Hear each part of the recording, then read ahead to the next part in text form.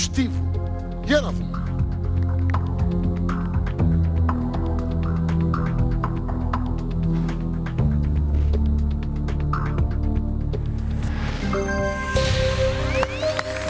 Μπράβο. Και πληροφοριακά ήταν 400άρης. Άντε. Είναι ο Θεσσαλονικιός. Δεν ξέρει. Για να δούμε, 73-56 τι κάνανε. Καμία λάθος απάντηση. Φοβερή αντίπαλη. Έτσι είναι το παιχνίδι μας. Απλό παιχνίδι, άντι, ήρθαμε, παίξαμε, όχι. Ναι. Δεν είμαστε ψεκάστοι, σκουπίστε, τελειώσατε εδώ. 2 αντίπαλοι, 8.625 ευρώ. Επόμενη ερώτηση.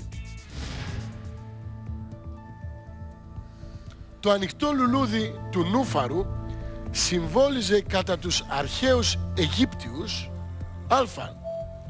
τη γονιμότητα, β. τη γυναικεία σεξουαλικότητα ή μήπως γ. την αγνότητα.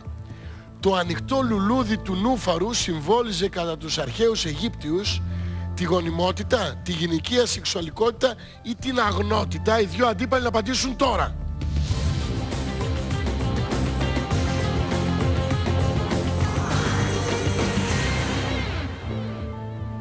Κοίταξε, θα πάω πάλι με τη λογική. Για να ακούσουμε. Η οποία λέει ότι το Νούφαρο φύτρωνε προφανώς στον Νείλο. Ο Νείλος έδινε ζωή στην αρχαία Αίγυπτο. Οπότε φαντάζομαι ότι επειδή ήταν ό,τι ομορφότερο υπήρχε μέσα στο ποτάμι που έδινε τη ζωή. Μάλιστα. Λογικά θα πάμε στο α στη γονιμότητα. Μάλιστα. Δηλαδή εκεί πέρα το πάω με σεξουαλικότητα και με αγνότητα. Εντάξει, ίσως επειδή είναι άσπρο μπορεί να πήγαινε στην αγνότητα με βάση μια άλλη λογική. Αλλά εγώ θα πω λόγω Νείλου, έτσι όπως τα φέρνω στο μυαλό μου, το α.